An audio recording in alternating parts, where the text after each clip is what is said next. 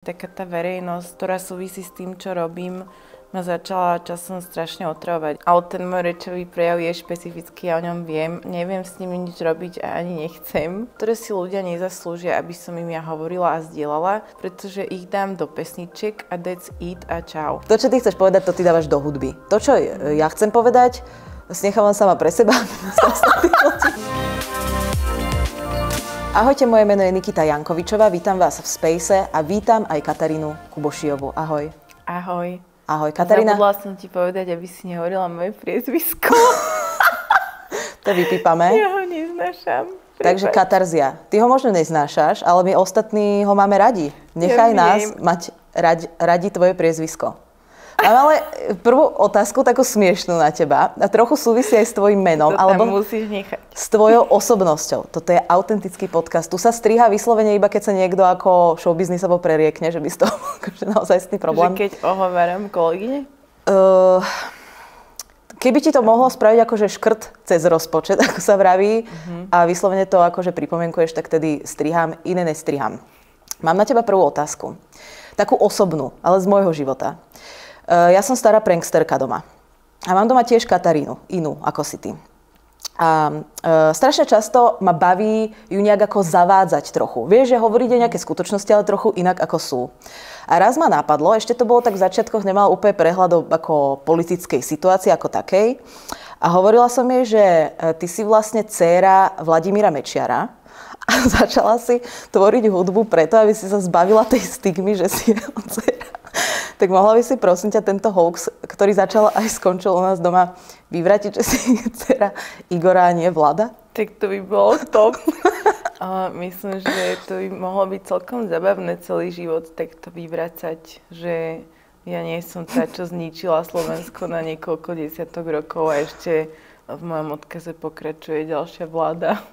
Ale teda povedz na rovinu, že... Nie som dcera Vladimíra Mečiara, som dcera Igora, ktorý je čašník a celý život robil v Rakúsku ako gastarbeiter a ja som mu chodila pomáhať a viem rôzne hantírky z rakúskeho slangu čašnického, ako Wiener Schnitzel a pozávke špric. To nie je slang, to je normálne slovo. A Verlangertet Brauner, čo je akože predĺžené preso s mliekom. Ale vykradať štát ma nikto nenaučil, bohužiaľ.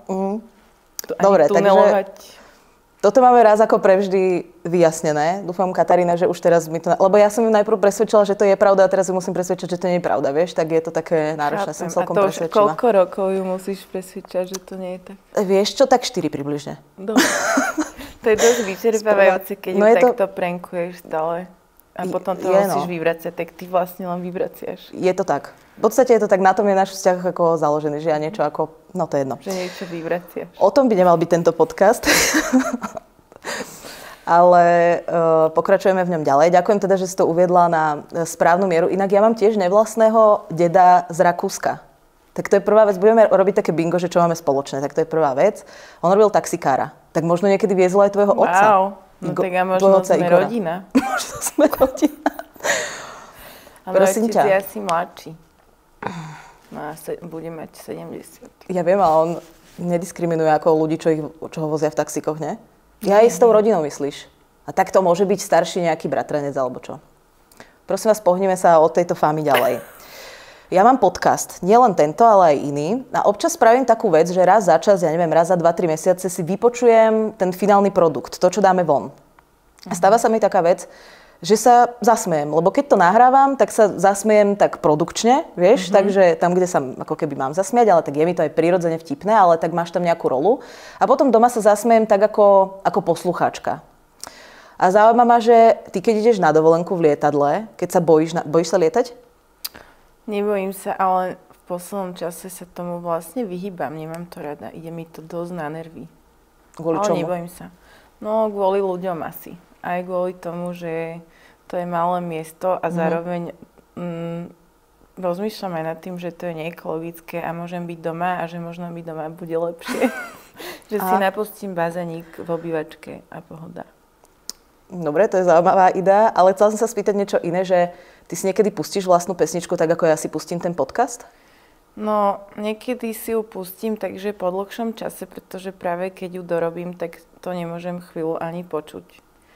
A väčšinou mi to príde smiešne, alebo mi to ale ako nie úplne v dobrom.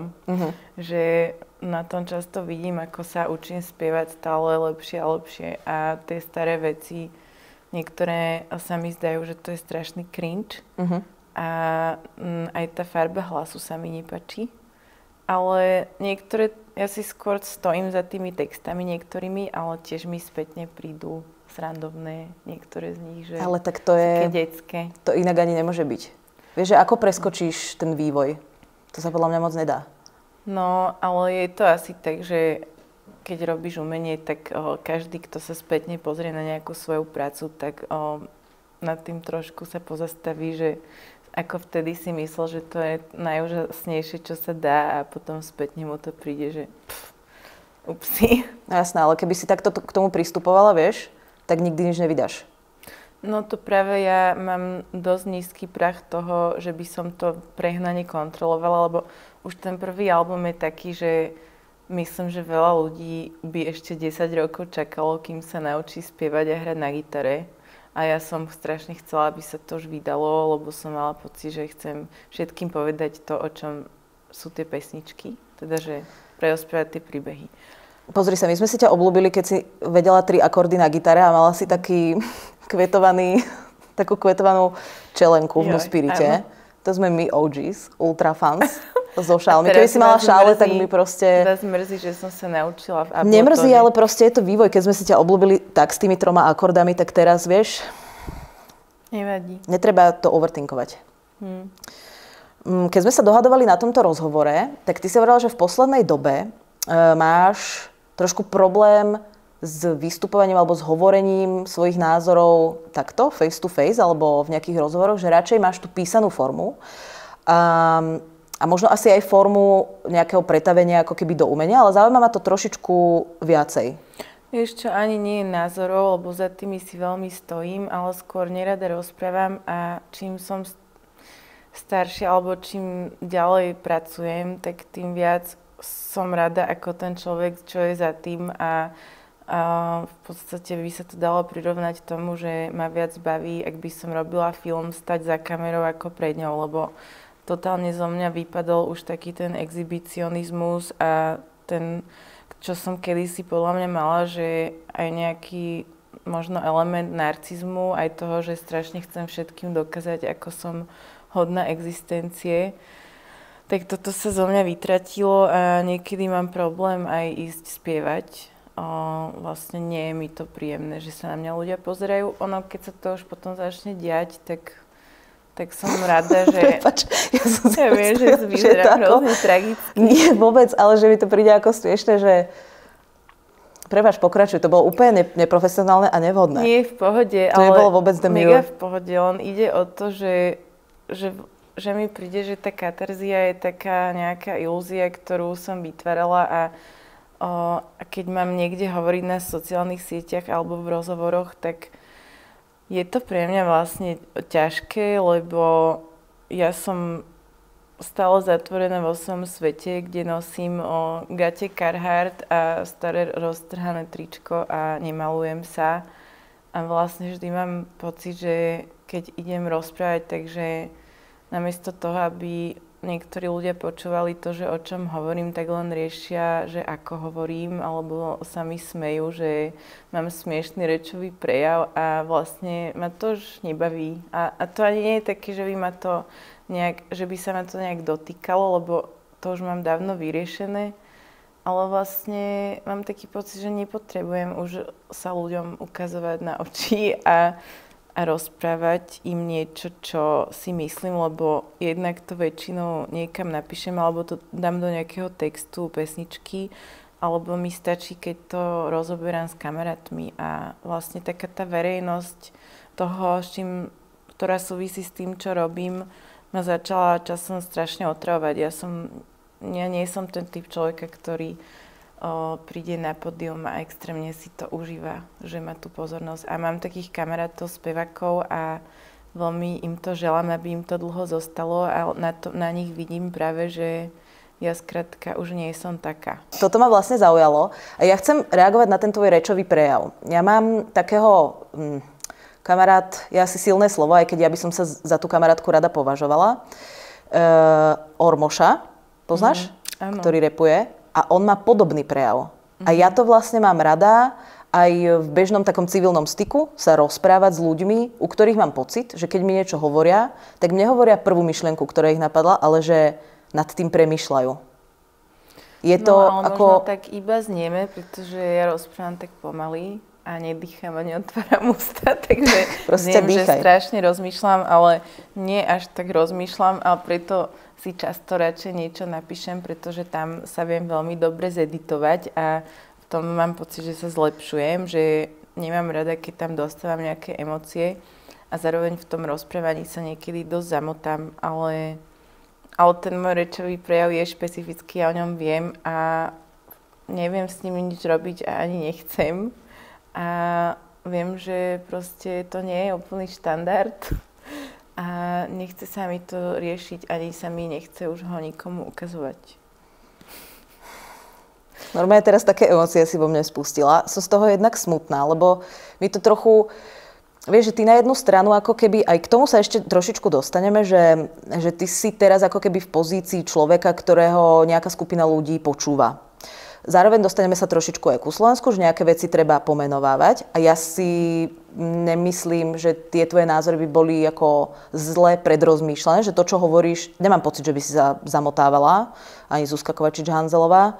Videla som ten rozhovor a formuluješ tie myšlienky podľa mňa celkom jasne. To, že do toho ako keby pridávaš veci, ktoré sú tým inšpirované alebo ktoré môžu byť dôsledkom toho.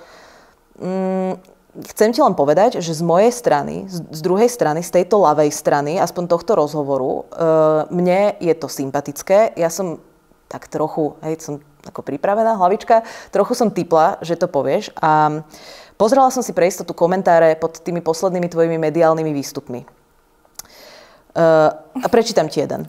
Hej? Neviem, či sa nerozplačem. Kráľovna, talentovaná, pokorná, tajemná, krásna. Cute. No. Chápeš, že ja rozumiem, že ty to tak môžeš vnímať, ale na ľudí rozumných a zvlášť pre mňa, ktorú veľmi triggeruje, moja zlata, veľmi triggeruje, že je všetko momentálne ako strašne nahlas, všetko preblikáva, je to strašne ako keby narýchlo, tak rozhovor s tebou, aj keď ho pozerám, aj keď sa s tebou mám šancu niekedy rozprávať alebo si písať, je veľmi príjemný, takže... Ďakujem ti za kompliment, ale ešte rozmýšľam nad tým, že ono to má celý taký komplikovaný kontext, že... Akože nemusíš tlačiť ten zvonček.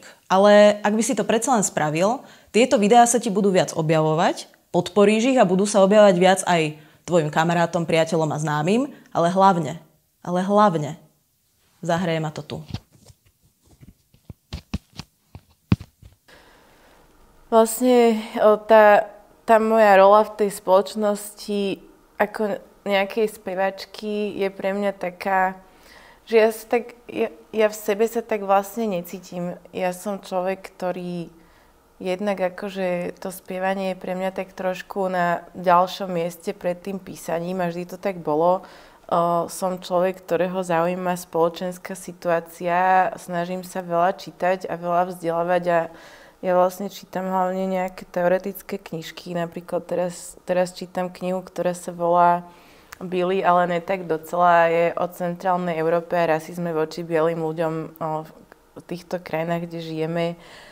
A vlastne mňa zaujímajú takéto veci a potom je tu tá moja rola, kde si ľudia myslia, že ja som nejaká spevačka, ktorej niekto robí manažment, pritom ja vlastne neviem ani manažera. Myslia si, že som nejaká spevačka, ktorej niekto píše pesničky alebo niekto za ňu robí nejaké veci a vlastne to je všetko také, že mne sa už nechce vlastne stále do nekonečna vysvetľovať, že je to moja práca a zároveň s tým súvisia nejaká objektifikácia toho, že ja sama mám pocit, že vždy, keď príjem na to pódium, musím sa tvariť ako niekto. A vlastne som z toho asi dlhodobo aj tak strašne vyčerpaná, aj čo súvisí s tým, že čo sa deje u nás doma, mňa to strašne trápi a ja proste nerozumiem a nevládzem už sa konfrontovať s tou ľudskou hlúposťou. A vlastne rada sa preto trochu držím vzadu, lebo mám taký pocit, že to proste doma teraz fakt zlé. A ja tam už skoro vlastne ani nechodím hrávať a mám pocit, že tým ľuďom nerozumiem a oni nerozumejú mne. Ale viem, že toto sa deje na celom svete. A možno teda tvrdím, že ma nejak akože neodradil nejaký hejt alebo čo, ale naopak mám pocit, že ma aj posilnil, že je to také, že mňa sa reálne tie veci v nejakej bezprostrednej časovej linke nedotýkajú, ale dlhodobo si skrátka myslím, že sú veci, ktoré si ľudia nezaslúžia, aby som im ja hovorila a zdieľala, pretože ich dám do pesničiek a that's it a čau. A proste už nevládzem to všetko dovysvetľovať po všetkých tých elementoch internetu. Neviem, či je teraz úplne jasné, kam som sa chcela dostať, ale... Vidíš, zase sa podceňuješ. Absolútne je to jasné, formulovala si to úplne zreteľne, rozumiem na to a idem na to nadviazať.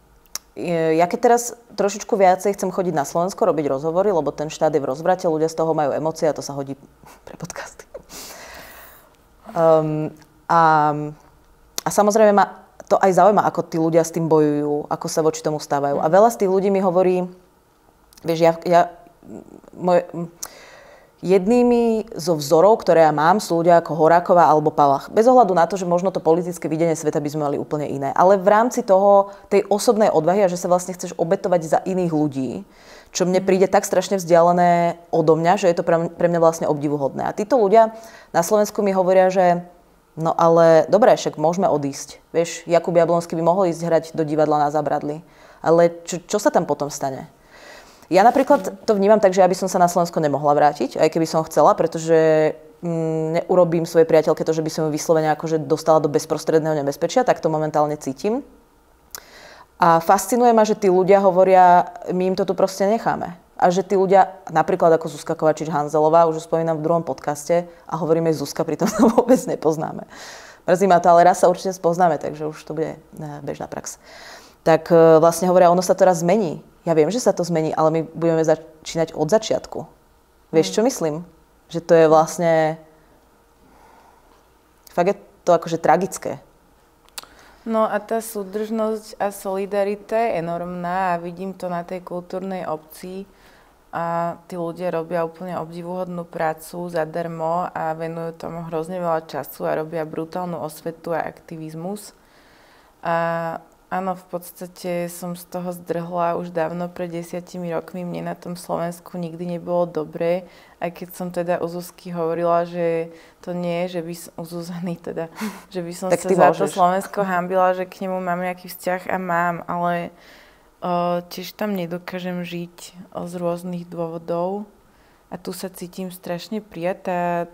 Tá umelecká komunita ma prijala úplne za svoju a cítim sa tu ako doma a nikto sa mi nesmeje a všetci ma chápu a tam mám pocit, že to bolo do nekonečna nejaký boj s veternými mlynmi a podľa mňa to tak ľudia majú v rôznych rovinách, nech už robia stavebníctvo alebo umenie. A že tam stále naražaš na nejaké prekažky, ktoré ťa brzdia od nejakého rastu, ktorý by si v krajine, ktorá je vyspelejšia, mohla mať.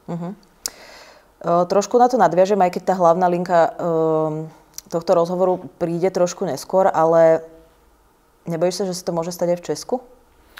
Mám taký pocit, ako tu žijem tých 10 rokov a poznám tých ľudí v tej Prahe, že minimálne v tej Prahe sa to naozaj stať nemôže a takisto ako sa to asi nemohlo a nemôže stať ani v Bratislave.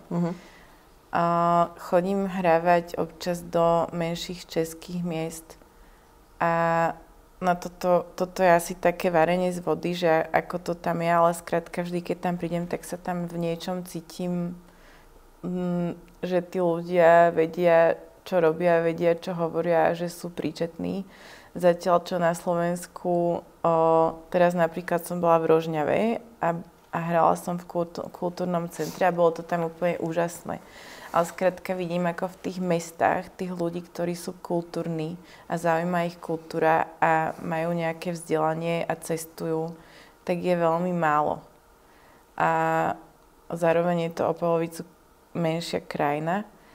A to, prečo to tak je, súvisí s tým, že ako ten štát funguje. My máme katastrofálne školstvo, nehovoriac o zdravotníctve, ľudia nemajú peniaze, takže nemajú prečo cestovať a vlastne aj nejaká osveta, čo sa týka verejnoprávnych médií, je v niečom dosť podľa mňa pozadu, aj keď ja teda nesledujem Českú televíziu ani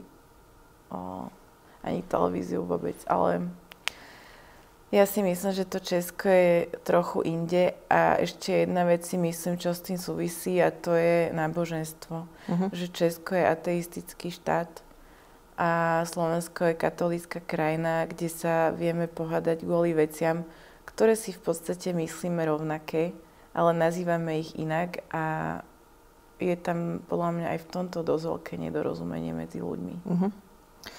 Nedorozumenie je podľa mňa kľúčové slovo pre kapitolu Slovenska, že to je jedno veľké nedorozumenie momentálne. No dobré. No tak... a tak ale je to strašne celé heavy a negatívne. A ťažko sa o tom hovorí s nejakou nadsázkou a ľahkosťou, pretože je to dosť vážne podľa mňa, to, kde sme sa teraz minimálne v tej kultúre, ale aj v právnom systéme, aj v zdravotníctve tieto dni dostali. Je to naozaj katastrofa, čo tam vládna strana robí a je to ich posledný výkrik a ja verím, že robia to zo zúfalstva, pretože všetci ich kamaráti už sú v base alebo sú trestne stíhaní. A Robert Fico, ktorý zažil to, že ho niekto postrelil, je teraz úplne šialený. Takže som zvedavá, kam to dospeje a dúfam, že toto je ich posledná doba, kedy sa nám smejú do ksichtu a stoja vedľa seba s Dankom a s Eštokom a smejú sa na tom, ako posielajú novinárov do riti. Sú to proste obyčajní kreténi a ja dúfam, že toto je ich posledná. Nečakala som, že budeš pozitívnejšia ako ja dneska, ale ako držím palce. Existuje nejaké nastavenie alebo niečo, čo by ťa na to Slovensko ako keby vedelo pritiahnuť v tejto situácii? Vieš si predstaviť nejakú takú okolnosť? No, to je, ako to myslíš pritiahnuť, lebo to, že či tam pôjdem na výlet, tak to tam samozrejme rada chodím a rada sa stretávam s tými ľuďmi, ktorí tam teraz ten aktivizmus v reálnom čase provozujú. To, či by som sa tam vrátila žiť, tak v mojej situácii aj hudobnej, aj umeleckej by mi to vôbec nedávalo zmysel. Aj to, že tu niečo budujem už 10 rokov a tu to funguje a tam nie a tam to vlastne už ani nebudujem, tak pre mňa to... Ale akože máš naozaj pocit, že tvoja hudba proste na Slovensku nefunguje? No to ani nie je, že mám pocit, ale aj to vidím na nejakých štatistikách, ak si občas otvorím nejaké mapy, čo teda často nerobím, pretože mňa už unavuje aj to, že vnímať svoju hudbu ako nejaký produkt, ktorý predávam v teleshoppingu a s tým súvisiace hrotenie toho, že koľko mám prehratí a videní, ale podľa mňa to je choré sa týmto stále zaoberať. Tak keď som to asi 2-3 krát otvorila, tak som videla, že najviac ľudí, ktorí to počúvajú, sú tu. A čím viac na východ, tým menej. A pritom je to taký paradox, alebo cítim sa v niečom aj v takej jazykovej pasci, pretože smerom na západ od Prahy zase ľudia nerozumejú po slovensky. A tam nehrám, pretože reálne pre tých ľudí je ťažké mi rozumieť, čo Takže hovorím. ty len ten stredný pás po Brno. No, hej, a zároveň je to sranda, že spievam po slovensky a napriek tomu to tu kopec ľudí, ktorí sú Češi, born and raised, akceptovali a prijali a to Slovensko, neviem, asi je to pre nich zložité, alebo stále čakajú, že musia dať pečiatku človeku, čo môže robiť hudbu len ak vyhral Superstar.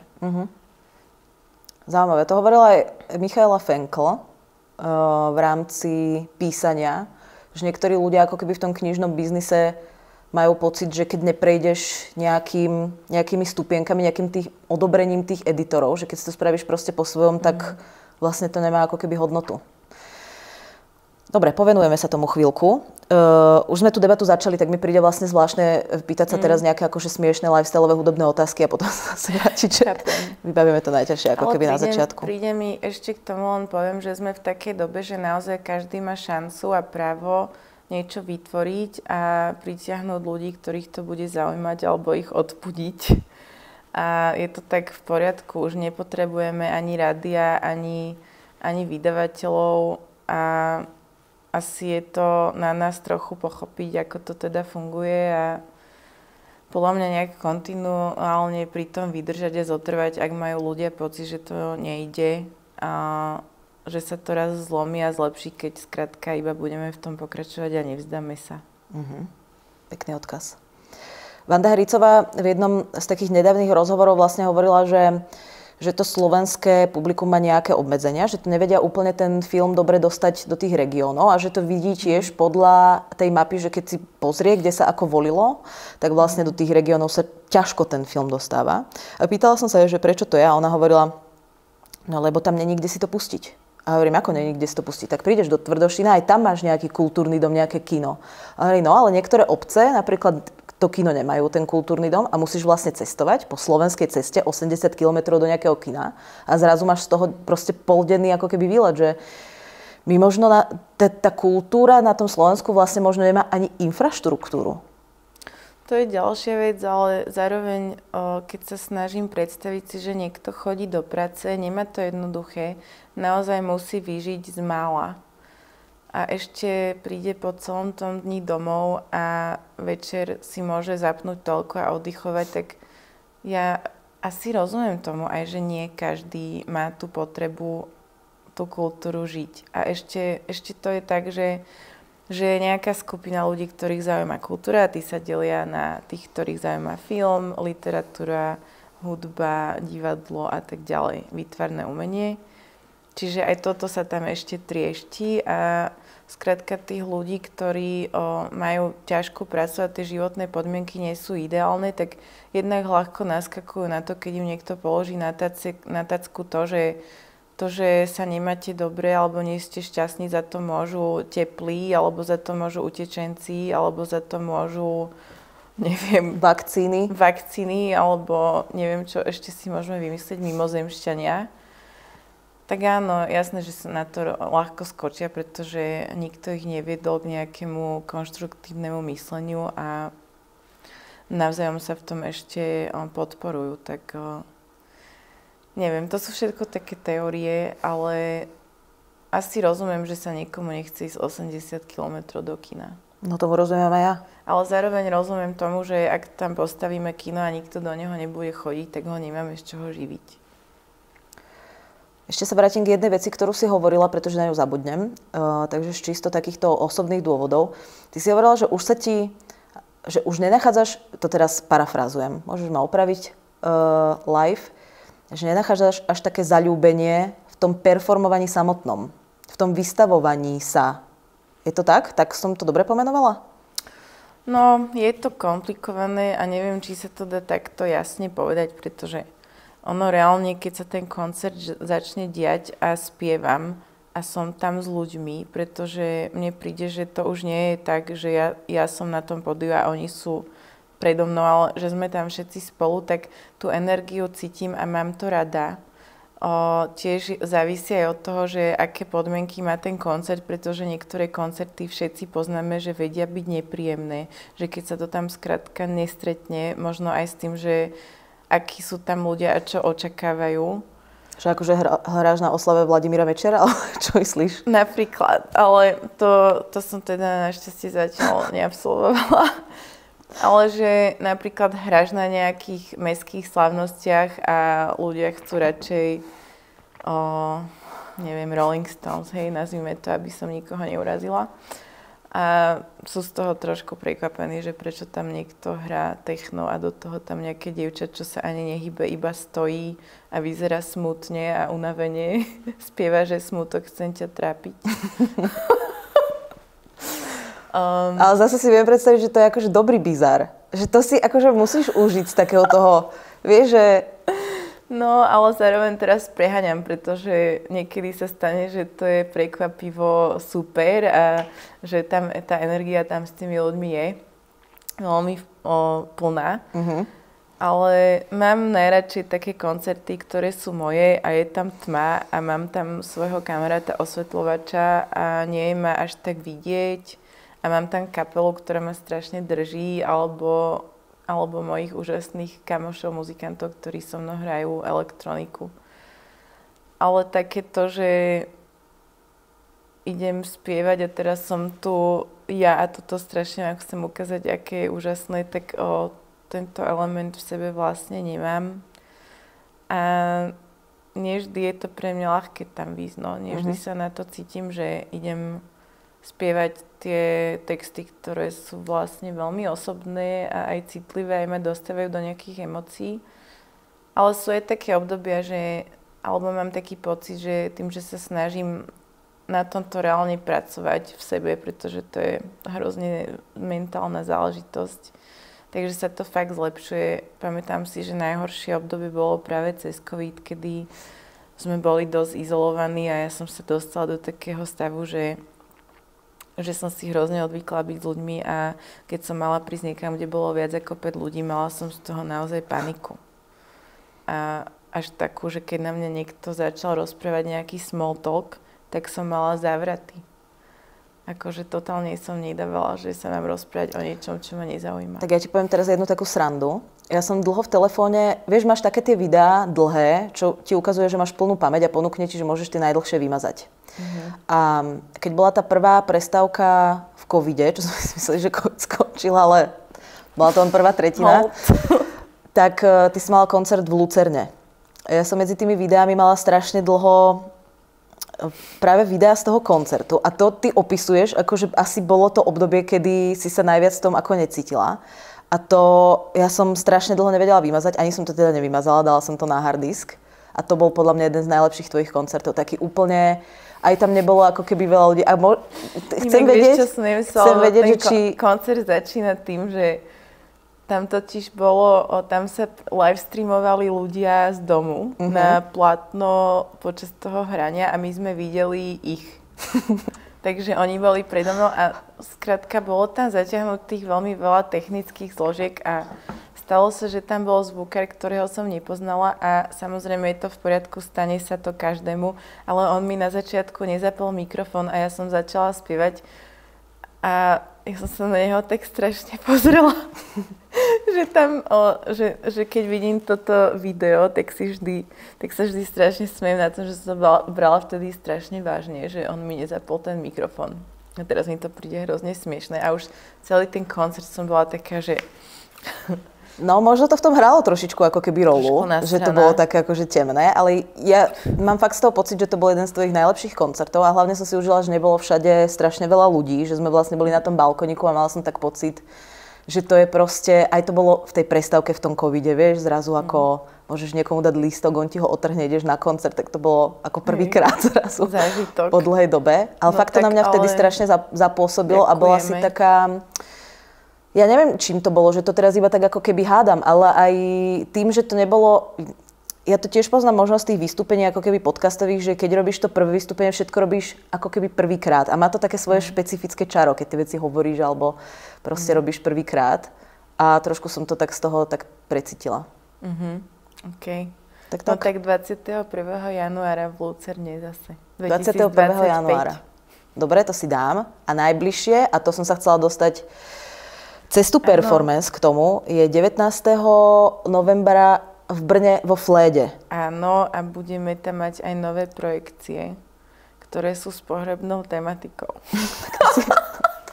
To sú všetkých natizovala. A je to z toho dôvodu, že jednak sa mi páči uctievanie, ktoré máme v tradícii dušičky. A chcela som to posunúť niekam inám, že sme taká, v našej kultúre zakodované, že to prežívame veľmi temne a čierne. Takže som sa to pokúsila posunúť do nejakých ružových farieb.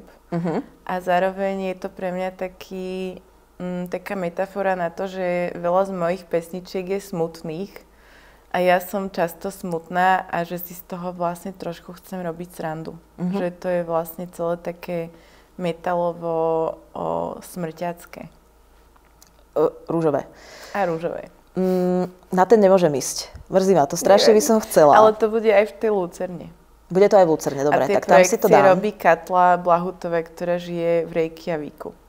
Tam si to dám, na to sa teším. A vy ostatní do Brna, do Fledy. Som rada, že je to vo Flede, lebo iný hudobný klub v Brne nepoznám, takže aspoň vieme, o čom sa bavíme. Teším sa na to, budem to môcť aspoň porovnať. Ty bojuješ cez hudbu, alebo bojuješ, to je asi silné slovo, ale proste to, čo ty chceš povedať, to, ty dávaš do hudby. To, čo ja chcem povedať, nechávam sama pre seba na otázky, ale ako my ľudia, čo sme ako keby odišli, alebo inak sa spýtam, ako reaguješ ty na tú výtku, keď ti niekto povie, ale ty prečo sa k tomu vyjadruješ, však ty si tam rieš veci v Prahe? No, tak toto je vlastne smiešné, aj keď niekto povie, že čo sa ty k tomu vyjadruješ, že ty si spevačka. To milujem. Pretože to znamená, že ja nie som človek a nemám názor a nečítam. No som v Prahe, ale zároveň som veľmi napojená na to, čo je doma, lebo jednak o tom konštantne komunikujem s ľuďmi. S Vladom. S ľuďmi, ktorí tam sú a ktorí tam pracujú a aj sa tam vraciam. Stále hrám v Národnom divadle jedno predstavenie, takže vždy, keď tam zájdem odohrať to, tak sa rozprávam s riaditeľkou činohry, ktorá to teraz tiež nemá jednoduché a veľmi ju obdivujem. Je to pani Kičinová. Áno. To viem od Jakuba Jablonského. Pani Slečna, myslím. Pani Slečna. Tak pani môžeš povedať aj na Slečnu. Áno, to je pravda vlastne, že? Tak radšej hovorím pani. A ty si pani Nikita? Ja som pani doktorka Nikita. Pozor na to. Wow, tak to je ale iný level. Takže rozprávaš sa s pani Kičinovou a s pani Ťapakovou, keď ju stretneš na chodbe, tak čo? No to je práve to, že pani Ťapakovú na chodbe nestretneš, pretože ona sa všetkým vyhýba. Ona sa všetkým vyhýba, chodí do divadla tak, aby nikoho nestretla a robí tam tieto svoje nevhodné rozhodnutia a ona vie, že samozrejme tam nie je vítaná okrem pár ľuďmi z opery alebo z baletu, ktorí sa až tak teda neangažujú, pretože nazvime alebo to... zahraniční, oni nevedia, o čo ide.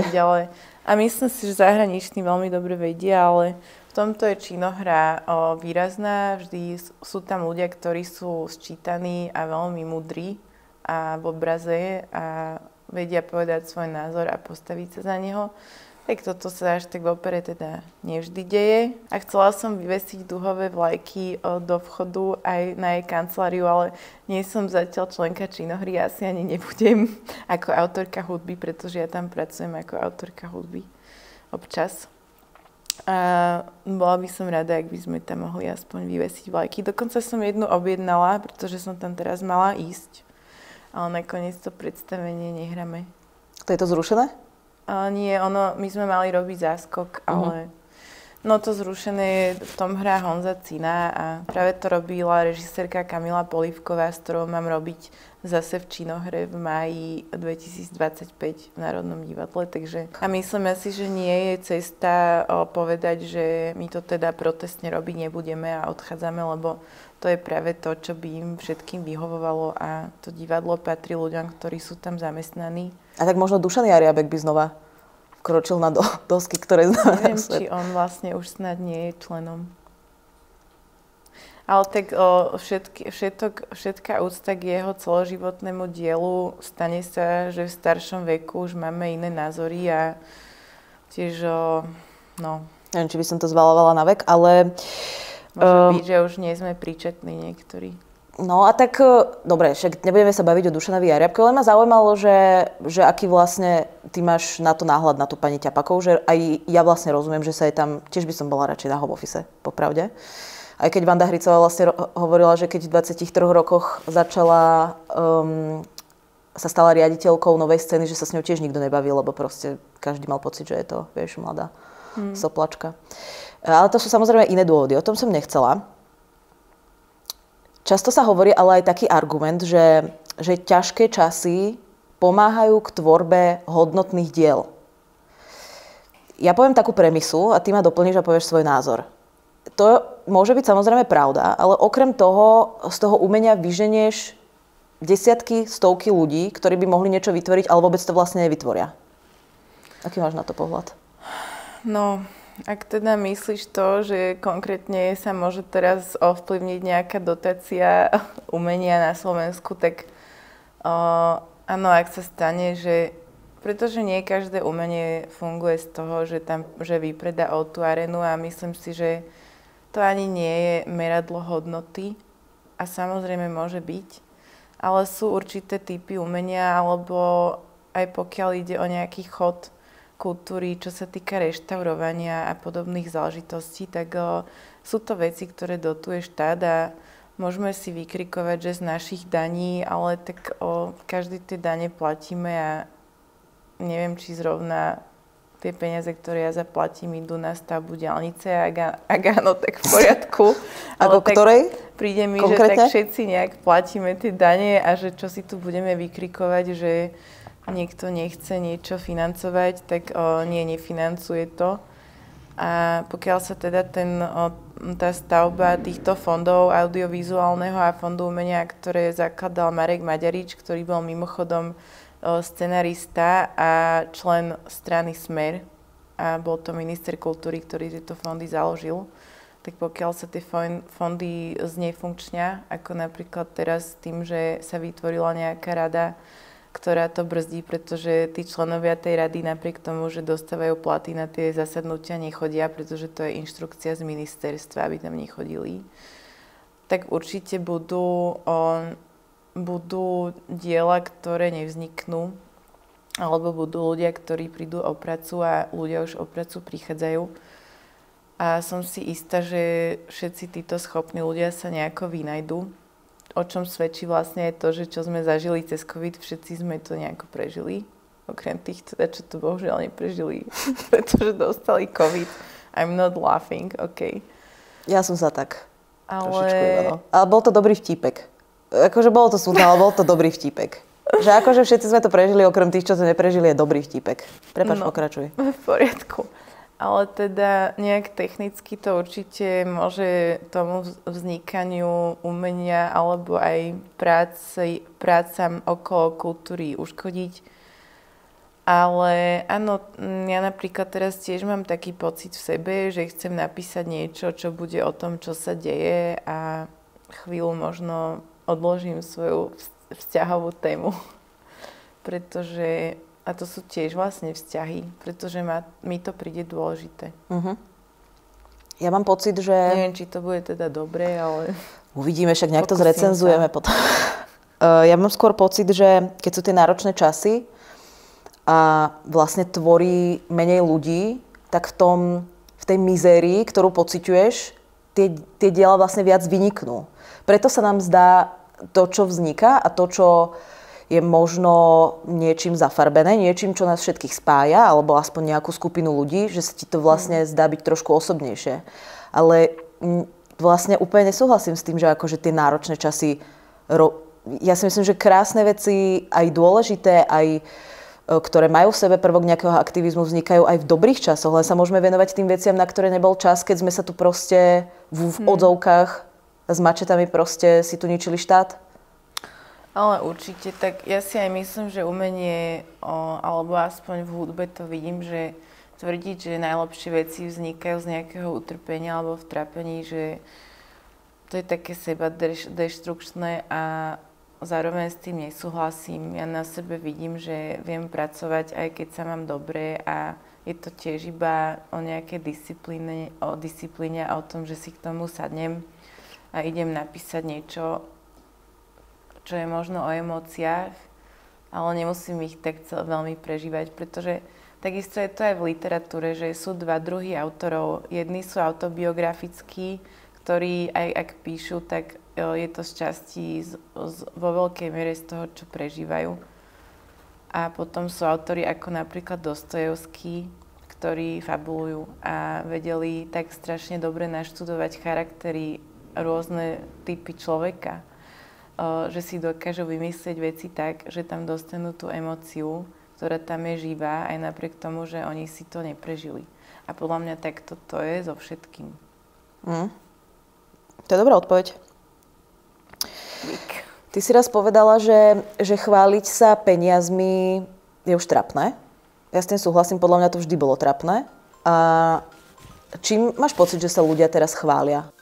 Pozor, toto ešte nie je koniec rozhovoru. Celú epizódu si môžeš vypočuť na Spotify, v audio, ale aj videoverzii a v aplikácii Toldo. V prémiovej sekcii sme ešte rozoberali, že ja ťa skôr vnímam ako takú Sevdalizu z Vyšu. Hlavne dnes mi tréner hovoril, že vraj Ježiš mal six-pack. A čo si chcela byť, keď si bola malá? Som si predstavila asi, že vyzerám ako Madonna a mám také tie špicaté železné podprsenky. Normálne, že nikdy ťa nenapadlo, že budeš účtovníčka? Skutočne nikdy by som asi si netrúfala znova zopakovať cringe princezna Lolita. Povieme si semestr svojho řemesla a všechno, co v nejbližší hodine predvedu, bude mistrovské. Ale ja neznášam hrať na svadobách, pretože mám väčšinu pesničiek o láske, ktorá nevyšla. Ty si iná manažerka, tak toto na mňa vyťahnuť na kamere. Inak ja vlastne takto som nad tým nikdy nerozmýšľala, že by som očakávala, že v nich vzbudím emóciu, alebo že teda oni by odo mňa očakávali, že v nich vzbudím emóciu. Nerobím inak, lebo ja neznášam interakciu s divákom. Akože chudáko ich nechcem týmto obťažovať. Ale že vy si v kľude posadajte a vám zaspieva. Ak sa ti toto video páčilo, budeme radi, ak dáš like. Je zadarmo. Ak máš nejakú otázku, chceš navrhnúť nejakých hostí alebo diskutovať, budeme sa tešiť. A ak by si toto video chcel alebo chcela zašerovať, tak ja rovno odpadnem.